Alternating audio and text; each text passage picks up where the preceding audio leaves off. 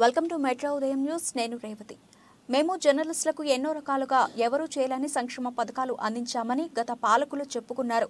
ప్రస్తుత పాలకులు సైతం మేము జర్నలిస్టులకు అన్ని రకాలుగా అండగా ఉంటామని మాట్లాడారు. కానీ ఇక్కడ సిద్దిపేట జిల్లా కేంద్రానికి చెందిన జర్నలిస్ట్ సింగోజు మురళీకృష్ణ ఆచార్యులు స్థానిక జిల్లా మంత్రి, రాష్ట్ర రవాణా, బీసీ సంక్షేమ శాఖ మంత్రి పొన్నం ప్రభాకర్ గత నెలలో నిర్వహించిన మార్నింగ్ కార్యక్రమంలో న్యూస్ కవరేజ్ చేసి అక్కడే డిగ్రీ కాలేజీలోనే ఉన్న పై వ్యాయామం చేసి పూర్తి చేసి దిగుతున్న క్రమంలో కొంత మంచు ప్రభావం వల్ల చేయి పట్టు జారి తలకిందులుగా కింద పడడంతో తలకు తీవ్ర గాయాలతో పాటు కూడి చేతి భుజం విరగడంతో సిద్దిపేట ప్రభుత్వ ఏరియా హాస్పిటల్లో చేతికి శస్త్రచికిత్స పొందారు మురళీకృష్ణ ఆచార్యులు. ఈ క్రమంలో తనను మంత్రి పొన్నం ప్రభాకర్ ఫోన్ చేసి పరామర్శించారు. త్వరలో కలుస్తానని చెప్పారు. కానీ హాస్పిటల్ నుండి డిశ్చార్జ్ అయ్యి నెల గడిచిన మంత్రి నుండి స్పందన లేదని, అలాగే జర్నలిస్ట్ యూనియన్ నాయకులు సైతం తనకు ఏ రకంగానూ సహకారంగా నిలవని వైనం.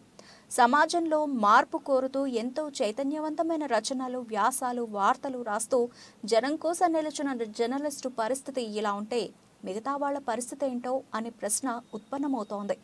చూడాలి మరి తన నియోజకవర్గ ప్రజలే తన కుటుంబ సభ్యులు అని చెప్పే స్థానిక ఎమ్మెల్యే, మాజీ మంత్రి తన్నీరు హరీష్ రావు, అలాగే ప్రస్తుత మంత్రి పొన్నం ప్రభాకర్ ఏ విధంగా స్పందిస్తారో.